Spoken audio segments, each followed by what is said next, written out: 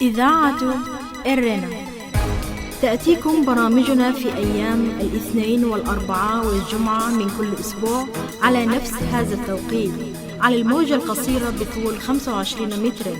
كما يمكنكم متابعة بثنا على القمر الصناعي نايل سات على التردد 11678 على الاستقطاب الرأسي.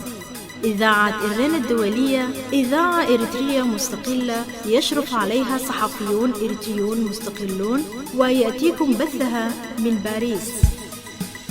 مستمعي الكرام، طبتم وطابت أوقاتكم أينما كنتم وحيثما يصلكم بثنا لهذا اليوم الأربعاء الموافق 16 من أكتوبر عام 2024.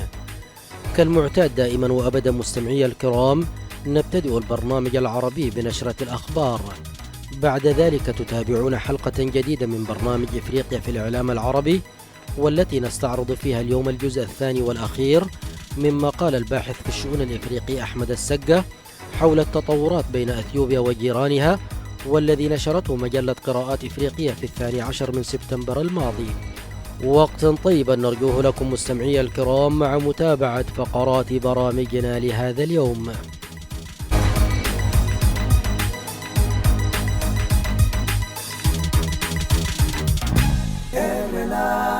المستمعون الكرام، فيما يلي أقدم لكم نشرة الأخبار، أبتدئها بالعناوين. رئيس مجلس السيادة السوداني يبحث مع وزير خارجية جيبوتي عودة بلاده إلى منظمة الإيجاد.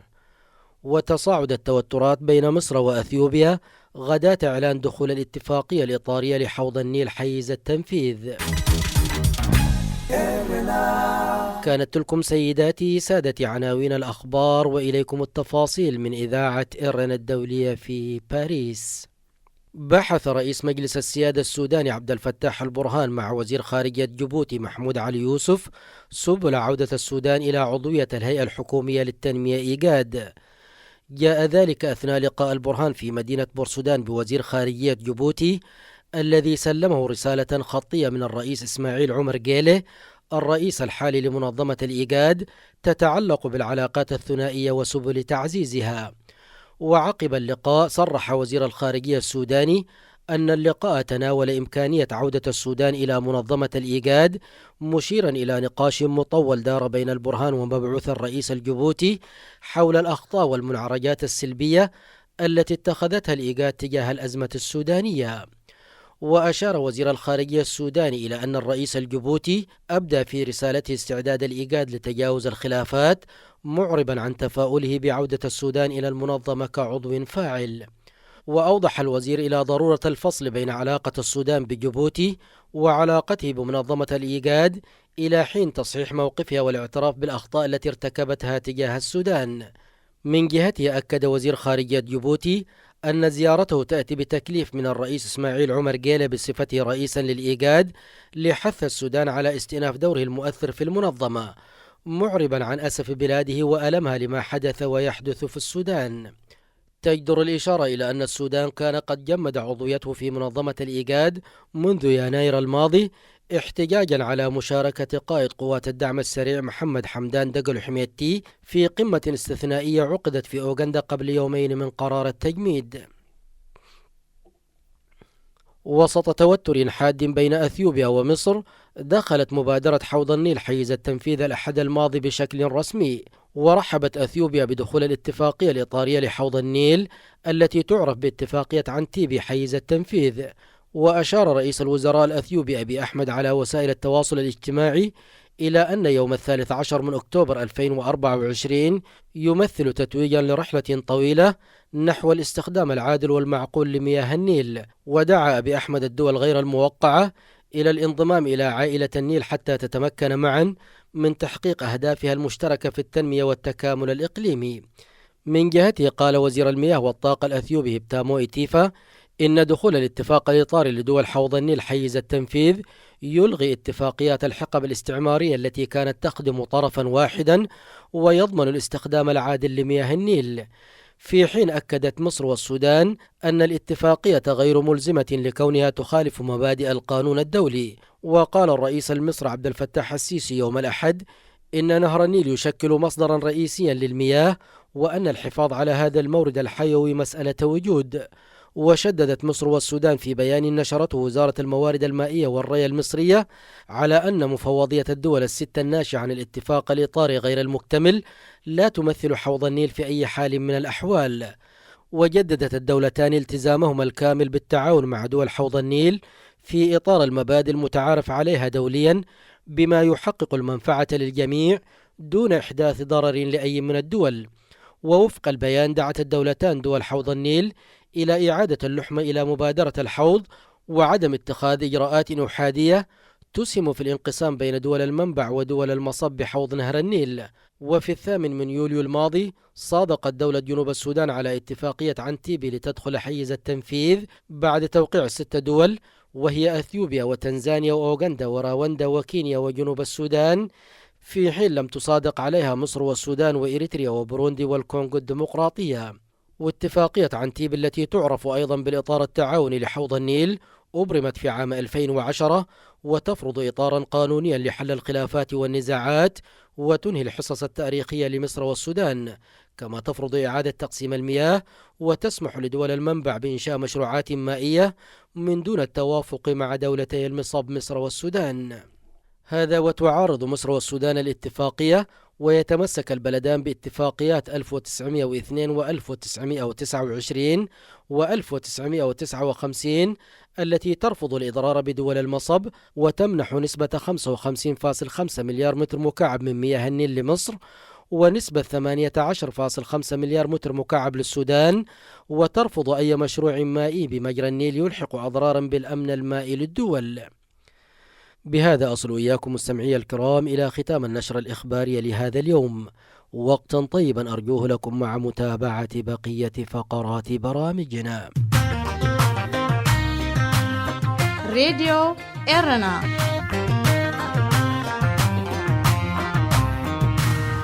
مستمعي الكرام ومستمعات الكريمات، كما نوهنا في بداية البرنامج نستعرض لكم فيما يلي الجزء الثاني والأخير مما قال الباحث في الشأن الإفريقي محمد السقة حول التوترات المائية بين أثيوبيا وجيرانها، وهل تنتهج أثيوبيا سياسة الهروب إلى الأمام من مشاكلها الداخلية أم أنها تنتهج سياسات خارجية عدائية مع جيرانها؟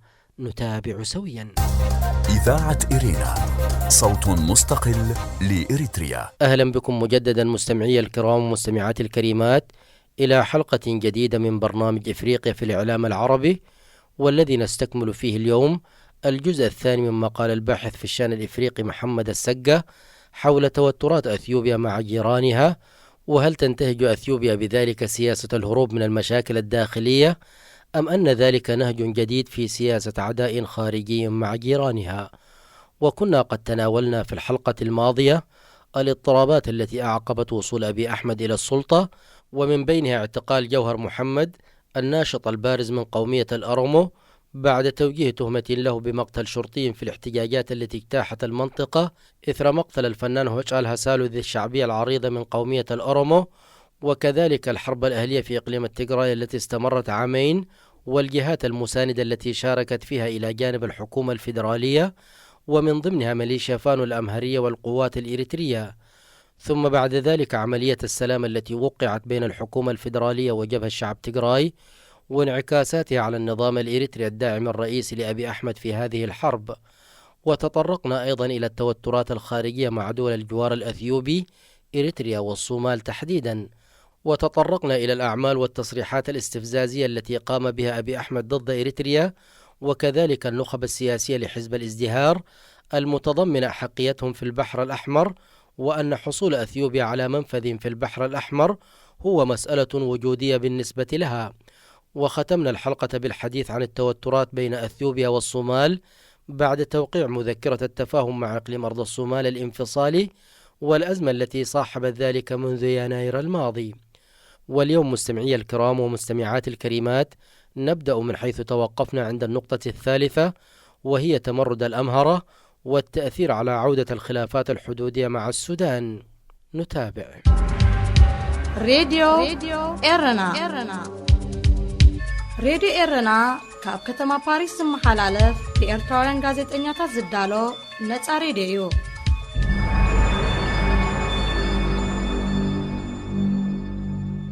يقول محمد السقة: تأثرت السياسة الخارجية للبلدين بشكل كبير بالسياسة الداخلية، فقد تطورت الحرب الأهلية في كلا البلدين إلى أبعد من كونها مهددا داخليا، لتشمل التنافس على المصالح لكلا البلدين وتدخل جهات خارجية في ذلك الصراع.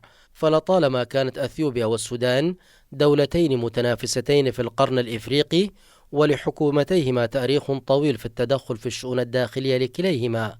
فقد تحركت القوات السودانية لوضع يدها على منطقة الفشق الحدودية المتنازع عليها نتيجة للحرب في تيغراي. وتزعم أثيوبيا أن القوات السودانية قدمت أسلحة لجبهة تحرير شعب تيغراي دون دليل ملموس على ذلك، إلا أن المؤكد أن السودان وفرت ملاذا لكبار القادة في جبهة تحرير شعب تيغراي. وقد اتسمت العلاقات بين البلدين بالخلافات المستمرة بشأن مجموعة من القضايا الحدودية، بما في ذلك أزمة سد النهضة وتأثيره على السودان كدولة مصب. وتعد القوات الموجودة في المنطقة الحدودية أحد أهم مظاهر التوتر الحدودي. ففي منطقة الفشق الحدودية يوجد بها قوات الدفاع الوطني الأثيوبية والقوات الخاصة الإقليمية للأمهرة. وترجع أثيوبيا حشد القوات على الحدود للحرب الأهلية مع جبهة تحرير شعب تيغراي، إلا أنه تم رصد مخالفات لهذه القوات. فقد أفادت السودان عن عملية تبادل أسرى من ضمنهم جنود من قوات الدفاع الوطني الأثيوبية التي عبرت الحدود السودانية في هجوم شنته القوات الأثيوبية مستغلة عدم الاستقرار في السودان، ولكن رئيس الوزراء الأثيوبي نفى ذلك. ما زلتم مستمعي الكرام ومستمعات الكريمات تتابعون الجزء الثاني والأخير من موضوع: هل تنتهج أثيوبيا سياسة الهروب إلى الأمام من مشاكلها الداخلية، أم أنها تنتهج سياسات خارجية عدائية مع جيرانها؟ وذلك ضمن حلقة جديدة من برنامج إفريقيا في الإعلام العربي. فاصل قصير ونعود إليكم، فابقوا معنا. هذه إذاعة إرنا. وحول الصراعات الداخلية في أثيوبيا يقول محمد السقة: بعد اتفاق بريتوريا للسلام وإنهاء حالة الحرب مع إقليم تيغراي، تواجه الحكومة الأثيوبية تمردا آخر من القوات الفيدرالية في أمهرة، والتي كانت تقاتل سابقا جنبا إلى جنب مع قوات الدفاع الوطني الأثيوبية في حرب تيغراي التي استمرت من العام 2020 إلى 2022. ومع تحرك رئيس الوزراء الأثيوبي للسيطرة على ميليشيات الأمهرة، ساءت العلاقات بالحد الذي وصل إلى حرب أهلية جديدة. ويعزو الكاتب تمرد مجموعة الأمهرة إلى الأسباب التالية، وهي: أولا، أن اتفاق السلام الذي وقعته الحكومة الأثيوبية مع جبهة تحرير شعب تيغراي يعتبر أحد الأسباب الرئيسية لتمرد الأمهرة، حيث تم استبعاد الأمهرة من الاتفاق عمدا بالرغم من محاربة ميليشيات الفانو إلى جانب الجيش الأثيوبي. وقد وصفت جمعية أمهرة الأمريكية الاتفاق على أنه ميثاق حرب ضد الأمهرة رغم نفي القيادة السياسية لذلك، إلا أن الأمر ترسخ في أذهان ميليشيا الفانو. ثانيا، دمج ميليشيا الفانو في قوات الجيش والشرطة الأثيوبية، حيث يصل عدد ميليشيا الفانو إلى عشرات الآلاف بعد أن أعلن رئيس الوزراء عن تفكيك القوات القائمة على أساس عرقي، الأمر الذي أثار حفيظة ميليشيا الفانو، واعتقد معظمهم أن ذلك سيتركهم عرضة لهجمات إقليم تيغراي المجاور والمنافس التاريخي للأمهرة على الأرض والسلطة، وبشكل خاص بعد اشتراك الأمهرة في حرب التيغراي، مما يجعل ذلك دافعا للتيغراي للأخذ بالثأر.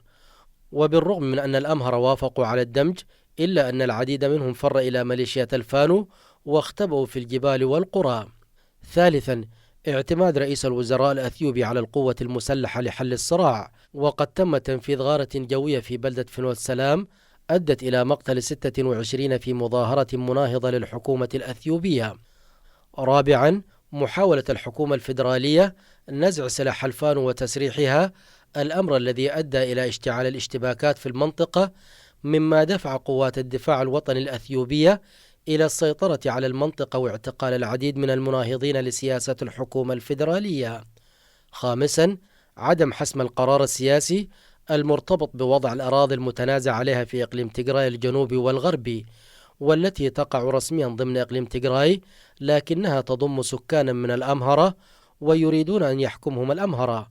ومع أن الحكومة قررت عمل استفتاء على تلك المنطقة، إلا أن الأمهرة يرون أن في ذلك تحيزا من الحكومة لصالح إقليم تيغراي، وأن حكم تيغراي لتلك المنطقة كان على أساس عرقي منذ السبعينيات، حيث وضعت الحكومة تلك المنطقة تحت سيطرة التيغراي دون استفتاء.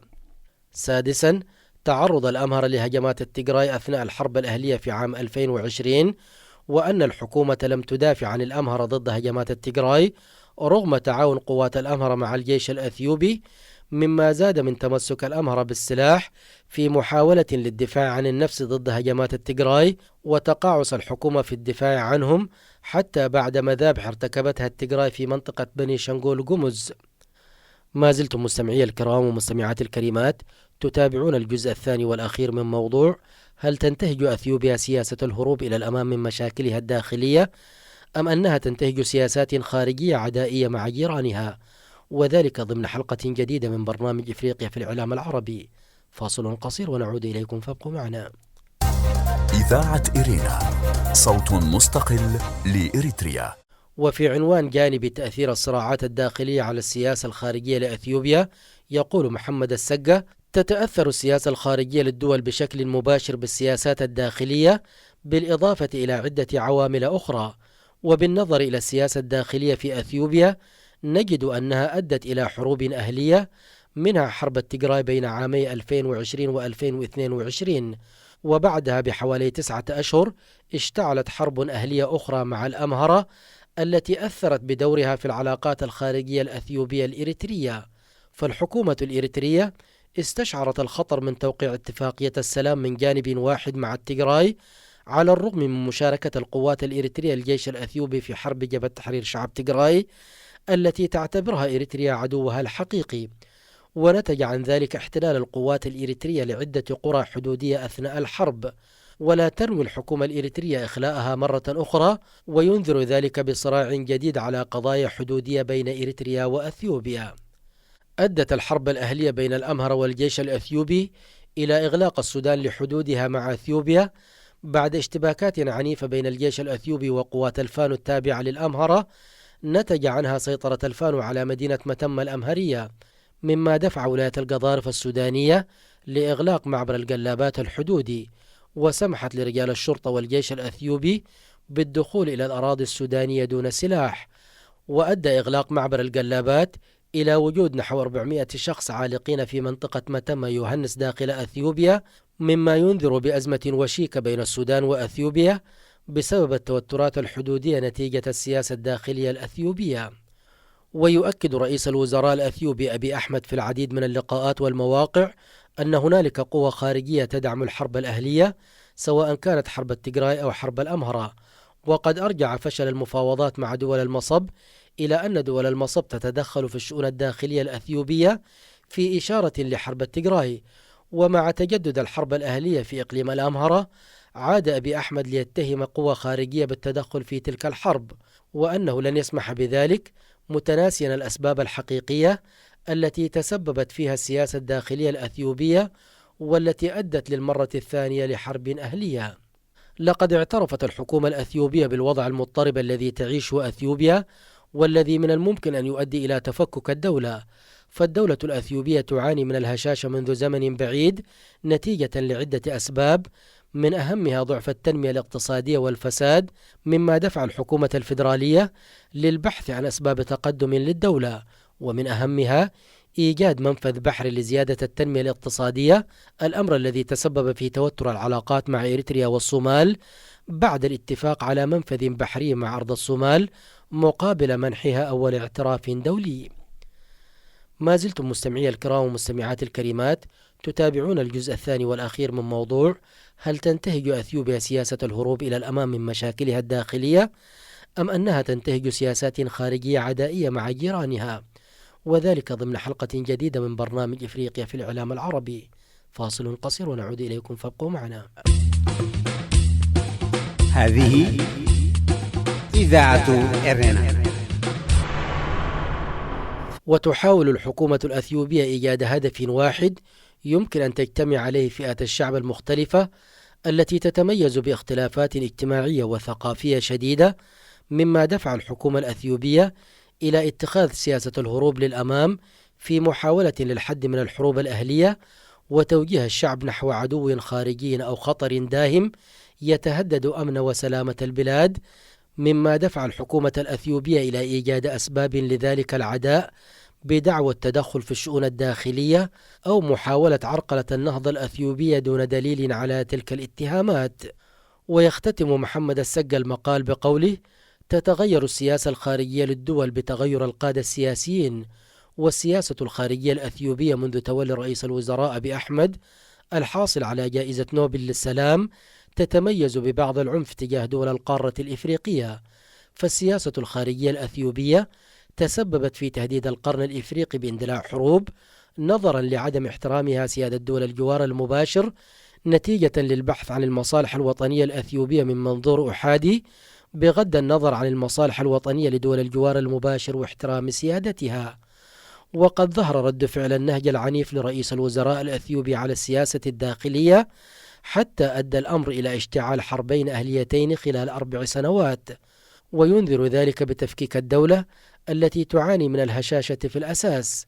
لذا تعتمد السياسة الخارجية الأثيوبية على إيجاد عدو خارجي لتوحيد صفوف العرقيات المختلفة في محاربة ذلك العدو وعدم الاقتتال الداخلي الذي له التهديد الأكبر على الدولة. إذاعة إرينا، صوت مستقل لإريتريا. استمعتم فيما مضى سيداتي سادتي إلى حلقة اليوم من برنامج إفريقيا في الإعلام العربي. في ختام البرنامج العربي لهذا اليوم أعود وأذكر بعناوين الأخبار. رئيس مجلس السيادة السوداني يبحث مع وزير خارجية جيبوتي عودة بلاده إلى منظمة الإيجاد. وتصاعد التوترات بين مصر وأثيوبيا غداة إعلان دخول الاتفاقية الإطارية لحوض النيل حيز التنفيذ. بهذا نصل إياكم مستمعي الكرام إلى ختام البرنامج العربي لهذا اليوم. تقبلوا تحياتي وتحيات الزملاء في إذاعة إرن الدولية من باريس. بهذا نصل إياكم مستمعي الكرام إلى ختام البرنامج العربي لهذا اليوم. تقبلوا تحياتي وتحيات الزملاء في إذاعة إرن الدولية من باريس، وحتى نلتقيكم في البرنامج القادم في أمان الله. إذاعة إرنا تأتيكم برامجنا في أيام الاثنين والأربعاء والجمعة من كل أسبوع على نفس هذا التوقيت على الموجة القصيرة بطول 25 مترا. كما يمكنكم متابعة بثنا على القمر الصناعي نايل سات على التردد 11678 على الاستقطاب الرأسي. إذاعة إرنا الدولية إذاعة إريترية مستقلة يشرف عليها صحفيون إريتريون مستقلون، ويأتيكم بثها من باريس.